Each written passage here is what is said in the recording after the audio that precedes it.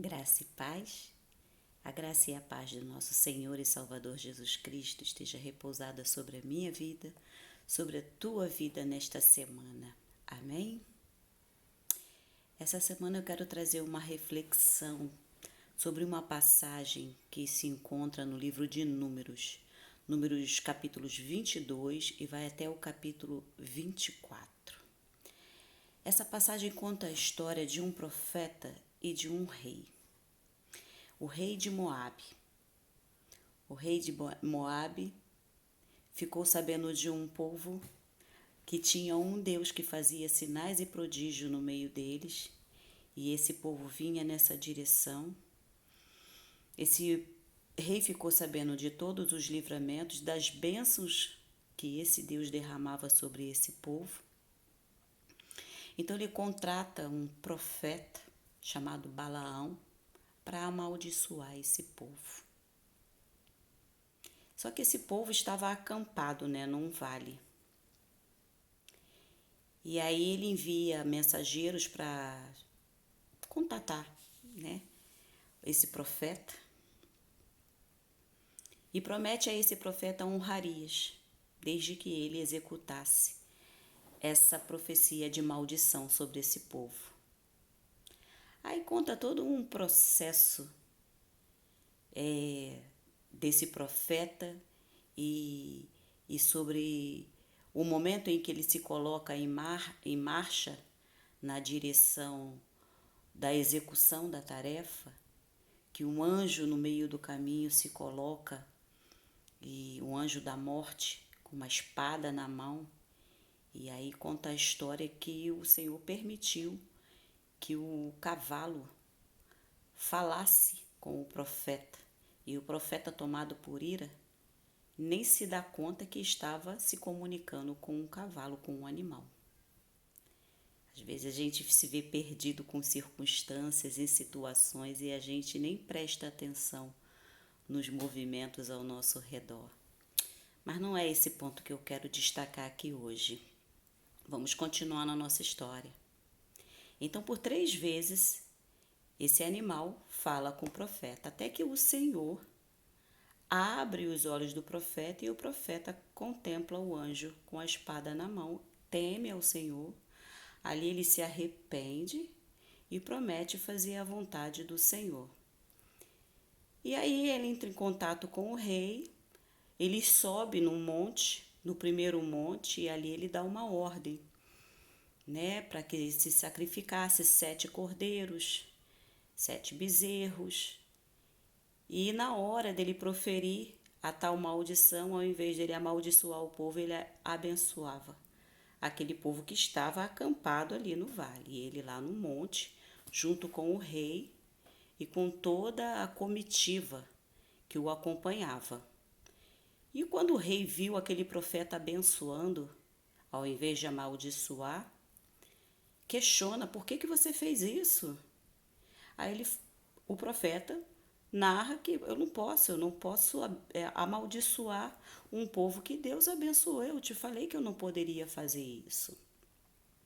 E aí aquele rei tira ele daquele monte, encaminha ele para um outro monte, e lá naquele outro monte o profeta dá ordem para que se sacrificasse mais 7 bezerros, mais 7 cordeiros, sendo que na hora de proferir a maldição, ele proferia a bênção sobre aquele povo. E o rei mais uma vez insistia, levava ele para um outro monte, e lá o profeta dava novas ordens para que ele proferisse a maldição. Mas aí sacrificava mais 7 cordeiros, mais 7 bezerros. Quanto derramamento de sangue, né?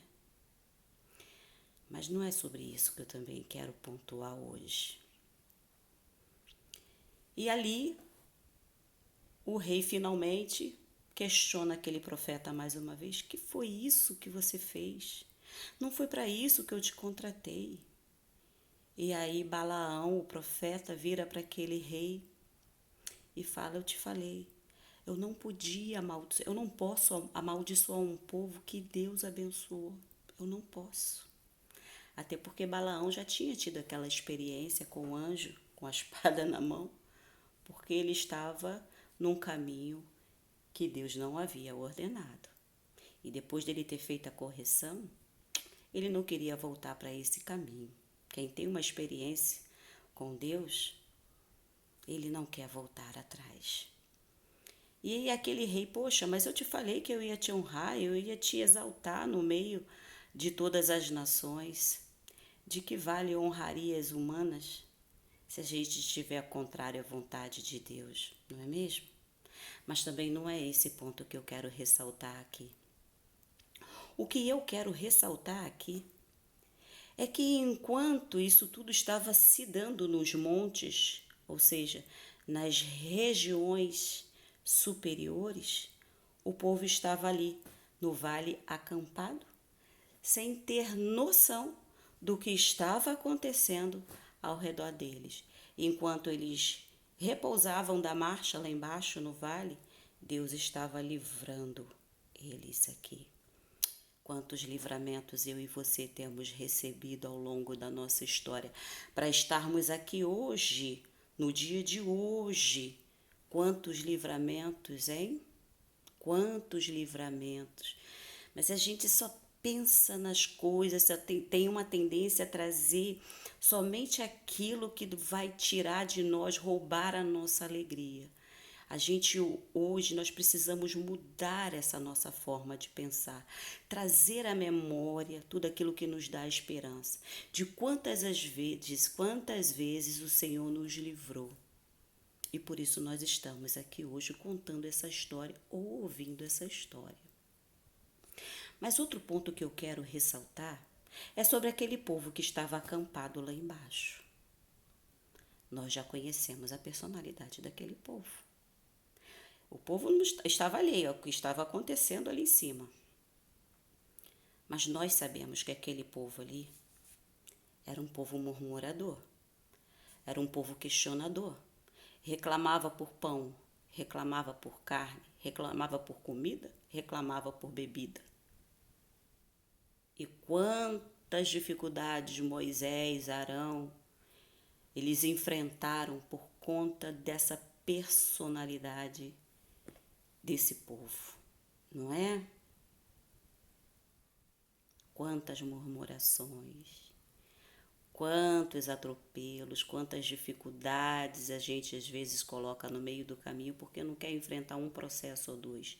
Acha que Deus fechou as portas, que as comportas do céu se fecharam, sendo que todas as coisas estão no controle de Deus. Mas a gente tem uma tendência a olhar para as circunstâncias e não ver a situação já resolvida. E que aquele processo, normalmente quando Deus nos permite passar um processo, é com um propósito. E aquele povo ali era de dura cerviz. Mas apesar disso, Deus os livrava, Deus os fazia marchar, mesmo com os perigos nas hostes espirituais se dando, as batalhas sendo travadas, aquele povo era livrado. Mas eu quero concluir essa história dizendo que aquele povo, com todo esse processo de livramento, eles saíram lá do Egito com uma promessa de herdar uma terra que emana leite e mel. Mas a personalidade deles, o coração duro, a mente trancada, não permitiu que eles tocassem na promessa. Eles saíram com a promessa, mas eles não tocaram naquela promessa. Não tocaram. Quem tocou na promessa foram as gerações seguintes, que nasceram no deserto. Não foi o povo que saiu lá no início, não. Foi o povo que foi nascendo ao longo do deserto. Esse povo que experimentou da terra que emana leite e mel, juntamente com Caleb e Josué, por causa da obediência deles dois. Eu quero profetizar aqui sobre a sua vida, sobre as nossas vidas, que a gente atente para esses detalhes, que a gente possa voltar os nossos corações para o Senhor, não temer a processos, porque em todos os processos Deus está nos livrando. E de cada processo tirarmos os ensinamentos, porque existe um propósito de instrução da parte do Senhor para cada um de nós em cada processo. Então, que a gente aprenda de uma vez por todas a olhar para cada processo como uma possibilidade de aprendizagem e de crescimento, para que a gente não venha perder a promessa. E eu quero encerrar essa palavra aqui de hoje deixando Malaquias 6, verso 8, para a nossa meditação frente a toda essa história. Olha que o Senhor nos deixa registrado em Malaquias 6, verso 8. Ele te declarou, ó homem, o que é bom. E o que é que o Senhor pede de ti, senão que pratiques a justiça, ames a benevolência e andes humildemente com o Senhor teu Deus. Pequenos procedimentos que vai nos levar a grandes propósitos. E te digo, é vontade de Deus que você alcance as promessas, que eu alcance as promessas. Você sabe por quê? Porque quando a gente alcança as promessas, o nome do Senhor é glorificado. E fica bem registrado aí, que quando a gente alcança a promessa, é porque o nosso entendimento se renovou pela prática da palavra. Aí com isso o nosso coração experimenta a boa, a perfeita e agradável vontade de Deus e não a nossa. Porque a boa, perfeita e agradável vontade de Deus é o melhor para mim e para você. Amém? Que o Senhor nos abençoe e nos guarde. Que o Senhor faça resplandecer o seu rosto sobre nós e tenha misericórdia de nós. Que o Senhor sobre nós levante o seu rosto e nos dê a paz que excede a toda e qualquer circunstância. Uma semana abençoada para as nossas vidas, nossas famílias e nossas parentelas. Amém?